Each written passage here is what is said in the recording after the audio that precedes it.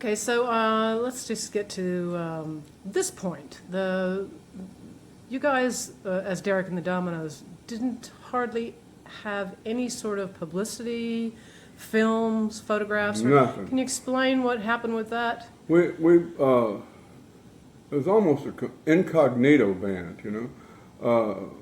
Eric didn't want to use his name to promote it. He didn't want any of that. He wanted band to make it on its own. Of course, you know, it's going to leak out who it is. Why was that so important? I don't know. It was real important to him.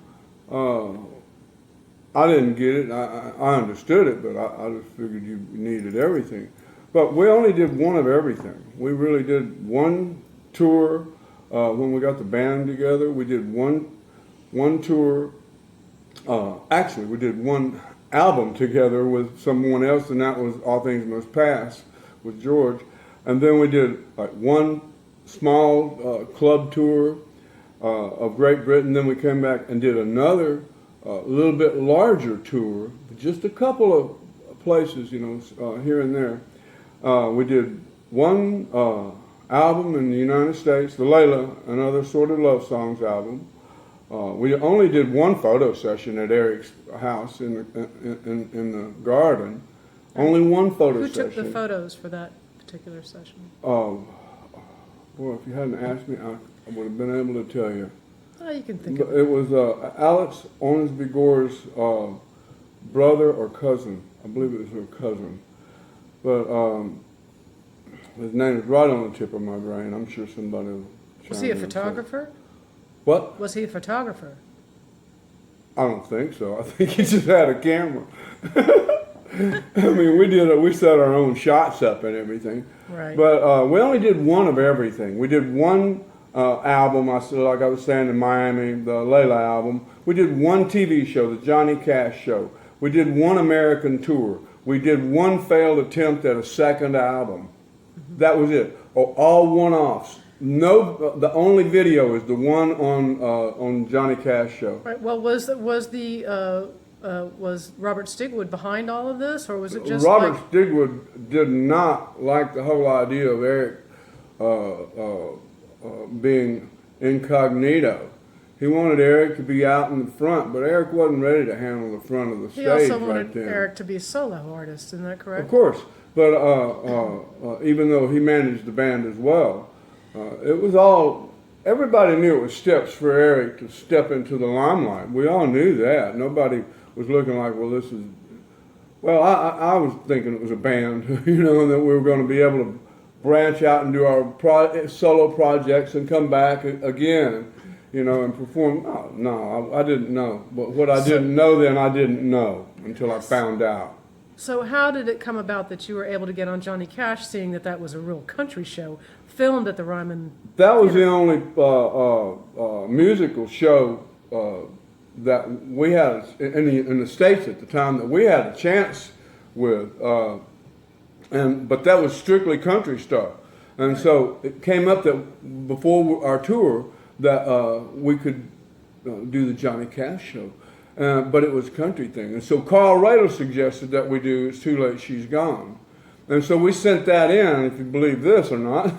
We had to send a demo to the Johnny Cash show because they wasn't into having any rock and roll bands. And we got on there and we did It's Too Late, She's Gone. And how did you record that, or did you just send it from, how did you do that? We recorded it right then and there during the Layla sessions. That's why It's Too Late is on the album. I never knew that. No, we didn't have a plan for that one.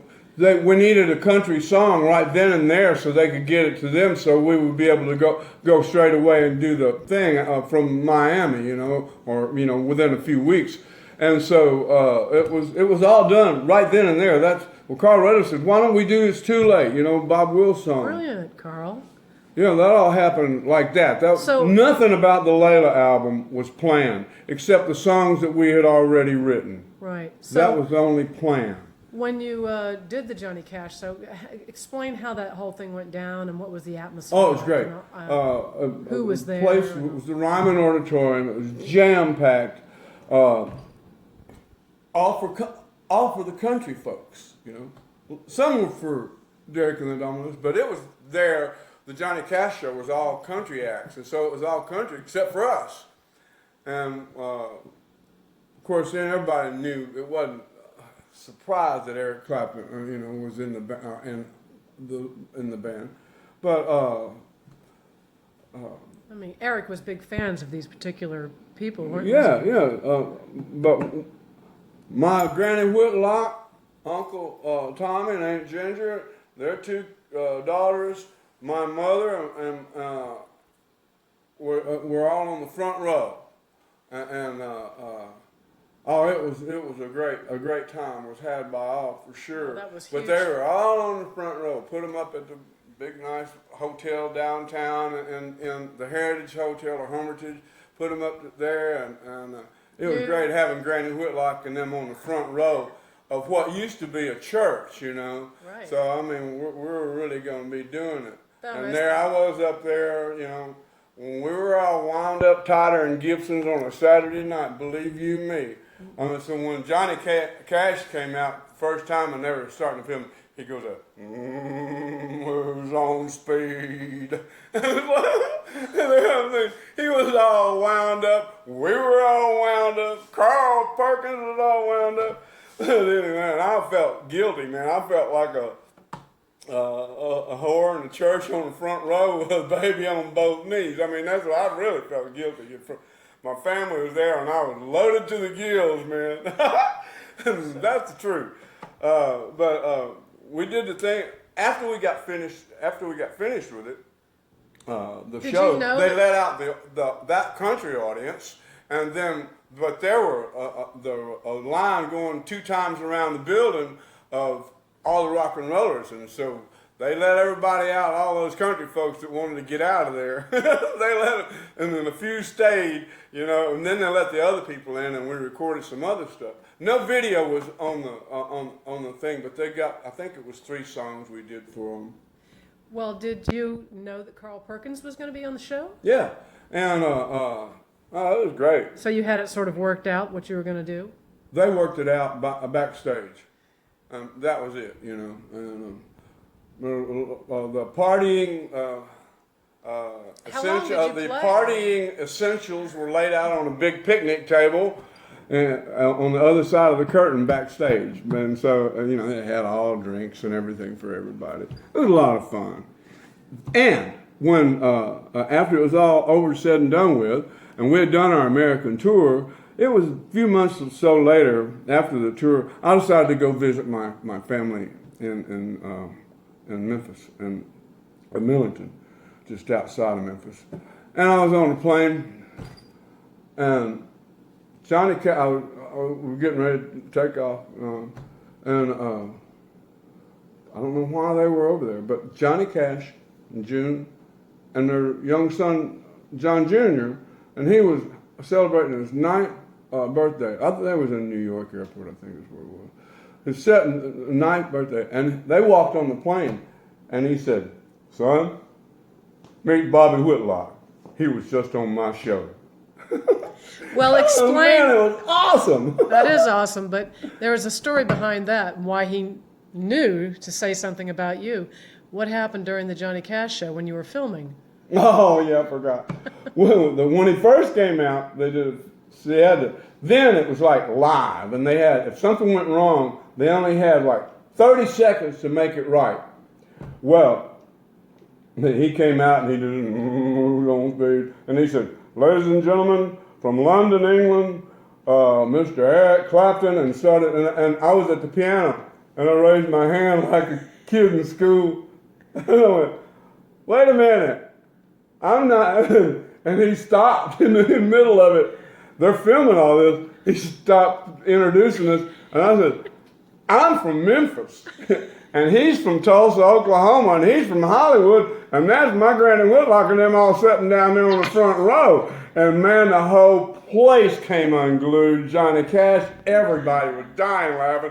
Cut, clack, and you had to get it all back together. Well, he goes back, and then he comes back, and the first thing he said, "Ladies and gentlemen, from Memphis, Tennessee, Mr. Bobby Whitlock," and Carl Radle, and Eric Clapton, London. And all of that is as a result of you raising your hand and saying that. So Yeah, you watched. I was like, he was introducing us, and I was over here, and he looked at me. I only got my hand up like a kid in school. So It's a wonder I didn't do it like this. Right.